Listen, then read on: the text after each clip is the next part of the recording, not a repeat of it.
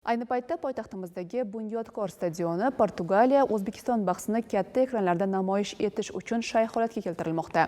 AQShning Hyuston shahrida bo'lishi kutilayotgan katta match soat 22:00 dan boshlab stadionda to'g'ridan-to'g'ri translyatsiya qilinadi. Jarayonlar bilan muxbirimiz Aziza Qutbiddinova tanishtiradi. Bugun Bunyodkor stadioni hududi katta futbol bayrami markaziga aylanmoqda.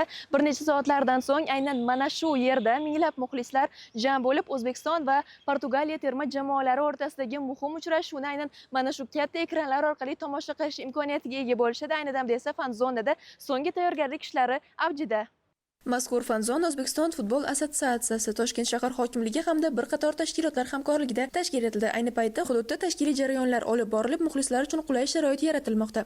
O'zbekiston bugun tarixiy kun bo'sag'asida turibdi. Nimagaki butun O'zbekiston ahli, butun O'zbekiston xalqi yillar davomida orziqib kutgan kun bugun. O'zbekiston terma jamoamiz, bizni o'sha milliy g'ururimiz, milliy faxrimiz bo'lgan terma jamoamiz guruh bosqichidagi ikkinchi o'yinni o'tkazadi.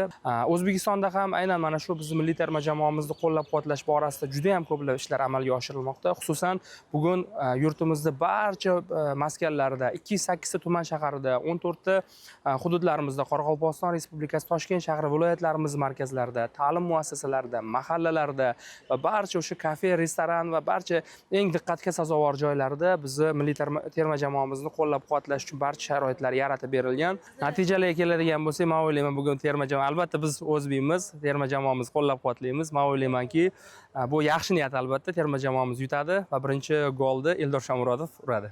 Eslatib o'tamiz, O'zbekiston milliy terma jamoasi mundialdagi ilk uchrashuvini 18-iyun kuni Kolumbiyaga qarshi o'tkazib, 1-3 hisobidan mag'lub bo'lgan edi. Mazkur bahsda Abbosbek Fayzullayev tomonidan kiritilgan gol mamlakatimiz tarixidagi ilk jahon chempionati goli sifatida qayd etilgan edi. Bugungi o'yin haqida fikrimni aytadigan bo'lsam, juda ham intiqlik bilan, nafaqat bizning tashkilotimiz, butun O'zbekiston kutmoqda. Bugungi o'yin aynan tarixga kiradigan o'yin hisoblanadi. Umuman O'zbekiston jamoasining jahon chempionatiga chiqishi bu tarixni o'zi. Bugun yana bir bor tarix yangilanadi. Shuning uchun biz oldindan deyarli bir haftadan buyon bu jarayonga tayyorgarlik ko'rganmiz. Xudo xohlasa o'yin ko'tarinki ruhda o'tadi. Kolumbiya bilan o'yinda Abbosbek Fayzullayev urdi. Bugungi golni men Eldor Shomurodovdan kutyapman. Toshkentdagi fan zonada esa muxlislar ushbu o'yinni stadion muhitiga yaqin tarzda jamoaviy ruhda kuzatish imkoniga ega bo'ladi. Biz esa milliy terma jamoamizga o'yin oldidan omad tilaymiz. Aziza Qutbiddinova, Muhammad Aziz Tojboyev, Jarayon informatsion dasturi uchun.